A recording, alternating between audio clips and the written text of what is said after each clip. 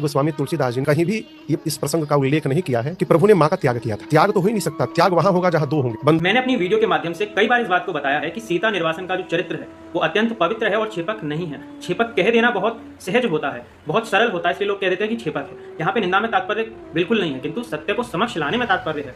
जैसा कि इन्होंने कहा कि रामचरितमानस में तुलसीदास जी ने नहीं लिखा सीता निर्वासन का, तो यदि एक लेखक अनेकों ग्रंथ की रचना करता है, एक ग्रंथ में यदि कोई विषय नहीं प्राप्त होता, वही विषय उसके दूसरे ग्रंथ में यदि प्राप्त हो जाए, तो ये नहीं कहा जा सकता कि वो जो ग्रंथ है छेपक है।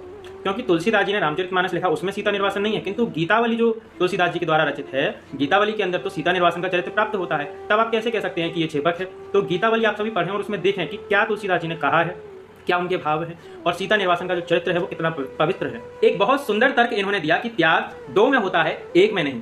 तो त्याग दो में होता है, एक में नहीं, इस बात को कहकर के सीता निर्वासन के चरित्र को छेपक बता देते हैं। तो क्या आप ये भी स्वीकार करते हैं कि विवाह भी दो में होता है, विवाह भी एक में नहीं होता? तो इस तर्क के आधार पर क्या भगवान श्री राम की विवाह लीला को आप छेपक बताएंगे? और वहीं पर जब रावण माता सीता को उठा करके ले जाता है तो भगवान श्री राम को विरह हो जाता है।